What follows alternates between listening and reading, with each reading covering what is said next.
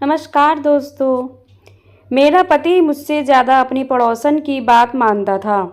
एक दिन मेरा पति मुझे घर से निकालने लगा और मेरी पड़ोसन आ गई और पति से कहने लगी उसे कुछ दिन की मोहलत दे। तो मेरा पति ने मेरा हाथ उसी वक्त छोड़ दिया और मेरा हाथ चूमने लगे और मुझे मनाकर अंदर ले गए। दरअसल में मेरी शादी को 7 साल हो गए थे और मुझे कोई बच्चा नहीं हो रहा था और यही वजह थी कि पति मेरे साथ अच्छा व्यवहार नहीं करते थे। और फिर एक दिन पड़ोसन ने अपना बच्चा मेरी झोली में डाल दिया और बोली उसे अपना बच्चा समझना। मैं पड़ोसन की बात मान गई। मेरा पति भी खुश हो गया, लेकिन उसी रात पड़ोसन भाग गई। मुझे बहुत आश्चर्य हुआ, लेकिन जैसे जैसे वह बच्चा बड़ा हुआ, छोटा होता जा रहा था, मेरा डर से बुरा हाल था। लेकिन यह बात मेरे अलावा कोई नहीं जानता था कि यह बच्चा तो कविता, मुझे लगता है अब हमें दूसरी शादी कर लेनी चाहिए। तुम तो जानती हो कि पिछले 7 साल से मैं तुम्हारे लिए अपनी मम्मी के सामने नहीं जाता हूँ। मम्मी मुझसे बहुत नाराज़ है। अगर आप मेरी हिम्मत जवाब देने लगी है, मम्मी से ज़्यादा सामना नहीं कर सकता। जबकि सच तो है यह है कि मैं औलाद चाहता हूँ। मुझे अपना सूना आंगन काटने को दौड़ता है। मैं तुम्हें इस बात का यकीन दिलाता हूँ कि दूसरी शादी करने के बाद भी मैं तुम्हें पहले की तरह ही रखूँगा। तुम इस घर की मालकिन ही रहोगी। मेरा पति मेरी आंखों में आंखें डालकर मुझसे दूसरी शादी की भीख मांग रहा था। मैं तो यह सब सुनकर ही हिम्मत हार गई थी। मैंने बड़ी हिम्मत की और कह दिया कि सीधी तरह क्यों नहीं कह देते कि अब मुझसे दिल भर गया है आपका। अब आप दूसरी औरत चाहते हैं जो आपकी ज़िंदगी को रंगीन बना दे, क्योंकि साथ निभाने वाले तो साथ निभाते ही हैं, चाहे समस्या कितनी भी कठिन क्यों ना हो। मुकुल की बात सुनकर मैं सदमे में निढाल हो गई थी। मैं बहुत मायूस हो गई थी। मुझसे वहाँ बैठा नहीं गया। मैं अपने कमरे से बाहर निकल आई और आंसू ही रुकने का नाम नहीं ले रहे थे। मैं अपने आंगन में बैठी और नसीब को रो रही थी जब पड़ोसन ने अपनी छत से मुझे रोते हुए देखा और वह मेरे पास आ गई और बोली, क्या बात है कविता, ऐसे क्यों रो रही हो? मैं बोली, मेरे पति ने दूसरी शादी की धमकी दी है। वह कहता है कि तुम बांझ हो, तुम अब माँ नहीं बन सकती। मैं दूसरी शादी कर लूँगा। मेरी पड़ोसन पूजा बोली, मेरी बहन तुम परेशान मत हो, सब कुछ ठीक हो जाएगा। पूजा बहुत देर तक मुझे समझाती रही, लेकिन मेरी बेचैनी कम नहीं हो रही थी। उदास मन से आकर मैं अपने बिस्तर पर पड़ी रही। एक रोज़ मेरी सास ने मेरे पति को दूसरी शादी के लिए तंग किया कि पति मुझसे उस दिन घर से निकालकर डिवोर्स की धमकी देने लगा। यह तो भला हो मेरी पड़ोसन पूजा का, जिसने वक्त पर आकर मेरे पति से कहा इसे कुछ दिन की मोहलत दे दो। अगर अभी इसने कोई खुशखबरी नहीं सुनाई तो आप इसे घर से निकाल देना। मेरा पति पड़ोसन की बात मानकर मुझे घर के अंदर ले गया। मुझे हैरानी थी कि वह उसकी बात इतनी आसानी से कैसे मान गया। खैर मैं चुप कर गई और उस बात को 2 दिन ही बीते थे कि पूजा मेरे पास आई और बोली, कविता किसी दाई को बुला दो, मुझे डिलीवरी का दर्द हो रहा है। मैंने कहा, पूजा यह सब कैसे, कब हुआ? दरअसल पूजा हमारे घर के पास वाले घर में 5 महीने पहले ही किराएदार के तौर पर रहने आई थी। वह बहुत ही अच्छी और दयालु औरत थी। उससे मेरी खूब अच्छी दोस्ती हो गई थी। उसने मुझे सिर्फ इतना बताया कि वह शादीशुदा है और उसका पति बाहर विदेश में रहता है। उसने मुझे अपनी प्रेगनेंसी के बारे में कुछ नहीं बताया था और ना ही उसके शरीर से पता चलता था कि वह प्रेग्नेंट है। पूजा ने अचानक दाई को क्यों बुलाने को कह दिया, मैं तो सोच में पड़ गई थी। मैं उसकी बातें सुनकर बौखला गई थी कि मैं दाई का इंतजाम कहाँ से करूँ। जल्दी जल्दी भागकर बाहर निकली और अपनी एक और पड़ोसन के घर गई। मेरे लिए अच्छा हुआ कि उसके पास दाई का नंबर था। उसने कॉल करके दाई को बुलवा लिया था।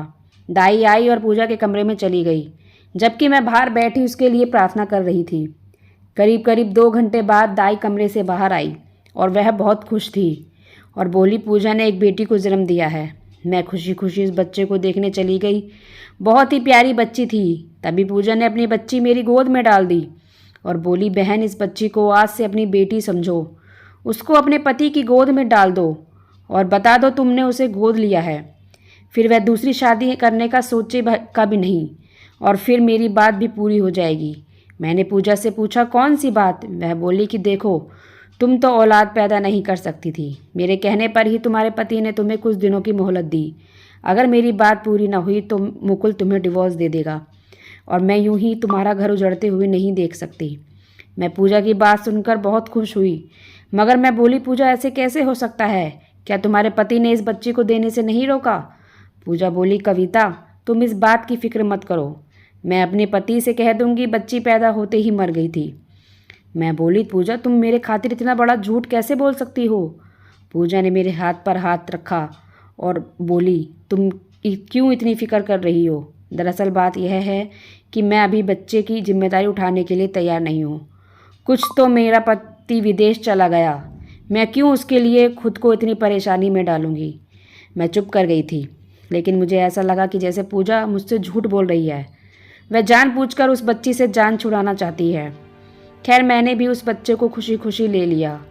अगर उसे कदर ही नहीं तो क्या हुआ, मेरी ममता तो प्यासी थी, और इस बच्ची को देखकर मेरी ममता झलक पड़ी।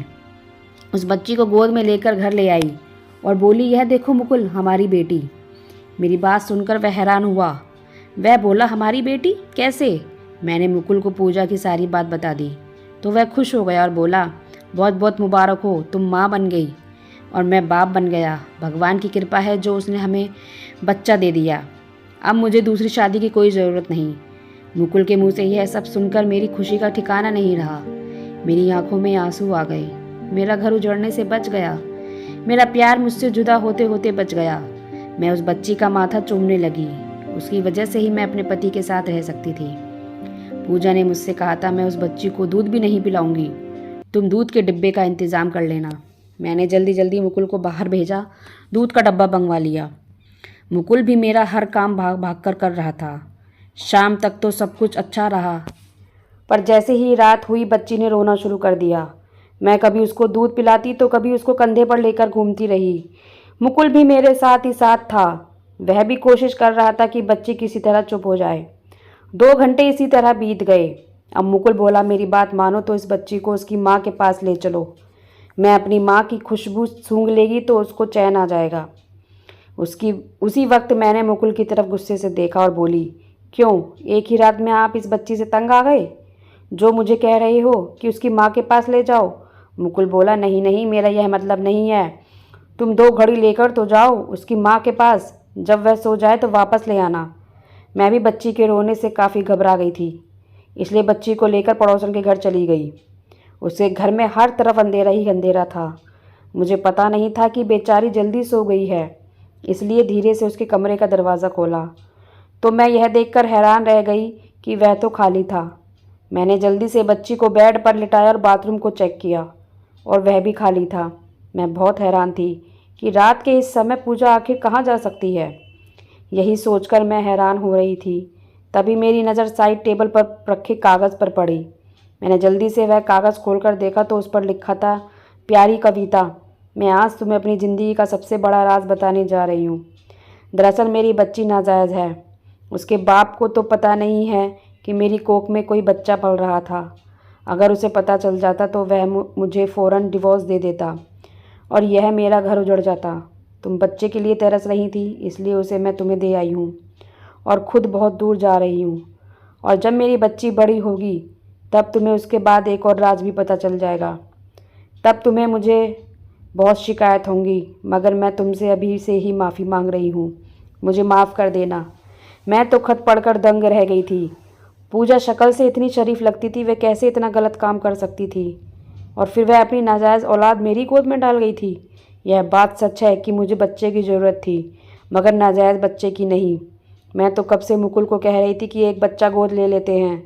तब मुकुल ने मेरी इस बात का बुरा माना था और बोला था, आज तो कविता तुमने यह बात कर ली है, आज के बाद तुम्हारे मुंह से यह बात दोबारा ना सुन लो। मुझे किसी ऐसे बच्चे को गोद लेने नहीं लेना था जिसका बाप का ही पता ना हो। तब मैंने मुकुल को समझाते हुए कहा था, हम अपनी जान पहचान वालों से ही बच्चे गोद लेंगे। तब मुकुल इस बात के लिए राज़ी हो गया था, मगर आज जब पूजा ने अपनी बेटी मुझे दी तो मुकुल ने मना नहीं किया, क्योंकि पूजा उनकी देखी भाली औरत थी। उसके कैरेक्टर पर उन्हें किसी भी तरह का कोई शक नहीं था। बच्ची अब सो चुकी थी। मैं भारी दिल के साथ अपने घर आ गई। मुकुल भी सो चुका था। बच्ची को लिटाकर मैं भी लेट गई और सोचने लगी कि मैं कैसे मुकुल को यह बताऊंगी। मैंने रात आंखों आंखों में काट दी थी और फिर उस फैसले तक पहुंच चुकी थी कि मैं मुकुल को पूजा के बारे में नहीं बताऊंगी। सुबह हुई तो बच्ची फिर से रो रही थी। मुकुल बोला, उसकी माँ को बुला लाओ। बल्कि ऐसा करो उसे नाश्ता भी दो, कहीं पूजा की तबीयत तो ख़राब नहीं हो गई। मैंने कहा ठीक है, मैं जाती हूँ, उसकी तबीयत भी पूछ आऊँगी। मैंने बच्ची को मुकुल को दे दिया और खाने की ट्रे सजाकर पूजा के घर चली गई। उसी बीच मैंने बहाना कर दिया था कि फिर मैं जल्दी से वापस आ गई और मुकुल से बोला पूजा तो अपने घर पर नहीं है, उसका घर खुला है और उसके घर में कोई सामान भी नहीं है। मुकुल हैरान हुआ और बोला क्यों, वह कहाँ जा सकती है? मैं बोली रात में जब बच्ची को उसके पास लेकर गई थी तब वह कह रही थी अगर मैं यहाँ रही सारी ज़िंदगी तुम मेरी एहसान बंद रहोगी, इसलिए मुझे यहाँ से चले जाना चाहिए, मुझे यहाँ से चले जाना चाहिए। मैं समझी वह मजाक कर रही है, इसलिए कुछ भी कहे बिना मैं वहाँ से वापस आ गई और अब जाकर देखा तो वह घर में नहीं है। मुकुल उसके लिए परेशान हो गया था। वह बोला मैंने आज तक पूजा जैसी औरत नहीं देखी। मैंने दिल से भगवान से दुआ मांगी कि मुकुल को इस बच्ची की असलियत नहीं पता चलनी चाहिए। दिन यूं ही गुजरने लगे। हमने इस बच्ची का नाम रिया रखा था। मैंने उसके सारे काम के लिए नौकरानी रख ली थी। मैं उसके साथ खेलती थी या उसे सुला दिया करती थी। उन दिनों मेरी सास अपने दूसरे बेटे के पास गांव में रहने गई हुई थी, इसलिए मेरे पति ने एक नौकरानी रखने पर ऐतराज़ नहीं किया। मैं बहुत खुश थी। फिर एक दिन मुझे पता चला मैं भी पेट से हो गई हूँ। शादी के 7 साल बाद प्रेग्नेंट होना मेरी ज़िंदगी की सबसे बड़ी खुशी बन गई थी। मुकुल को जब यह खुशखबरी पता चली तो उन्होंने मुझे अपने हाथ का छाला ही बना लिया था। मेरी पहली औलाद होने जा रही थी। मुझे परेशानियाँ भी बहुत हो रही थी, इसलिए डॉक्टर ने मुझे बेड रेस्ट का बोल दिया था। अब मेरी रिया बिल्कुल ही नौकरानी के रहमो करम पर थी।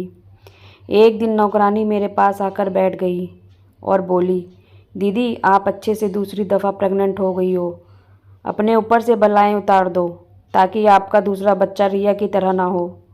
मैं हैरान रह गई और बोली क्या मतलब है तुम्हारा, क्या हुआ है रिया को? भगवान की कृपा से वह अच्छी भली तो है। अचानक नौकरानी बड़बड़ा गई और बोली जी ऐसा ही ख्याल है। मैं रिया से भी बहुत मोहब्बत करती थी। मुकुल भी उस पर जान छिड़कता था क्योंकि वह हमारी पहली औलाद थी।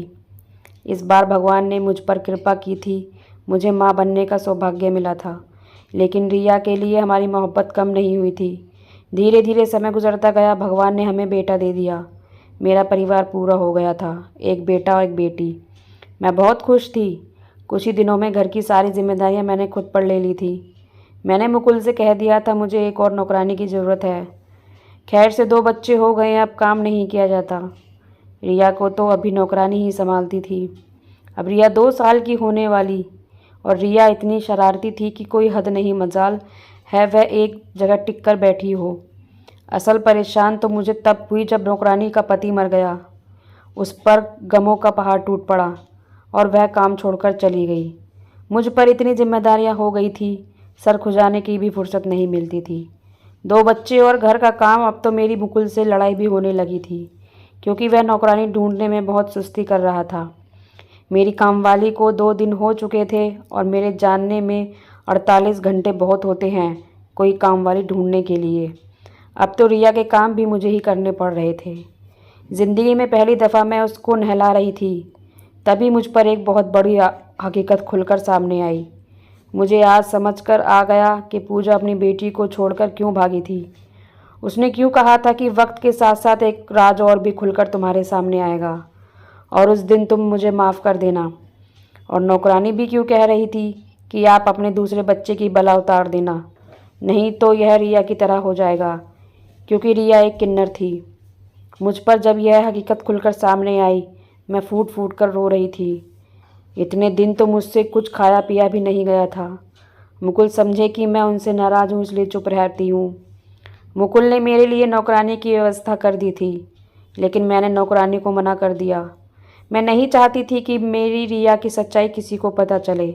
मैं रिया से बहुत प्यार करती थी, शायद अपने बेटे से भी ज़्यादा। मुझे रिया बहुत प्यारी थी क्योंकि रिया ने ही मेरी अंदर की ममता को शांत किया था। रिया की वजह से ही मेरा घर टूटने से बच पाया था। यही मेरी ज़िंदगी में खुशियाँ लेकर आई थी और धीरे धीरे मैंने अपने दुखों के सामने घुटने टेक दिए। मैं दोनों बच्चों की परवरिश में लग गई। बच्चे बड़े हो रहे थे। रिया सुंदर तो पहले से ही थी, लेकिन जैसे जैसे बड़ी होती है उसकी सुंदरता और भी ज़्यादा बढ़ती जा रही थी। मेरा बेटा निखिल अपनी बहन रिया से बहुत नफरत करता था। यह देखकर मेरा दिल बहुत दुखता था। मैं निखिल को समझाती तो वह कहता है वह बहुत अजीब है और अजीब हरकतें करती है। निखिल की यह बात सुनकर मैं बहुत रोई। मैंने निखिल को समझाया कि निखिल ऐसा इसलिए है क्योंकि वह अभी कुछ बीमार है, धीरे धीरे सब ठीक हो जाएगा।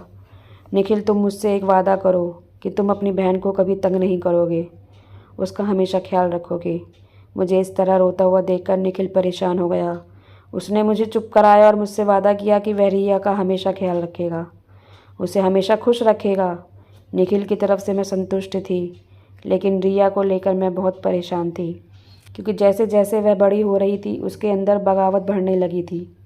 उसने 10वीं पास कर लिया था।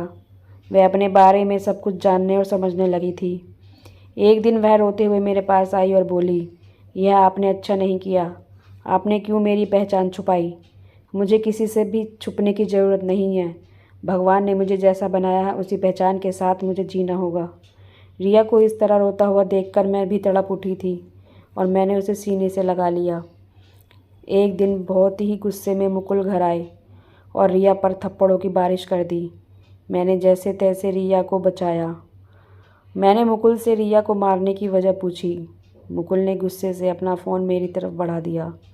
मुकुल के व्हाट्सएप ऐप पर किसी ने एक वीडियो डाली थी जिसमें रिया डांस कर रही थी। रिया ने अपने एक सोशल मीडिया अकाउंट बनाया हुआ था और उस पर भी यह लिख दिया था कि मैं एक किन्नर हूँ। फ़ोन हाथ में पकड़े मैं दीवार के सहारे खड़ी हुई थी। मुकुल एक बार फिर रिया की तरफ गुस्से से बढ़े और चीखते हुए कहा, इस शब्द का तुम्हें मतलब भी पता है? इस शब्द का लिखना मुकुल रिया का बचपना समझ रहे थे।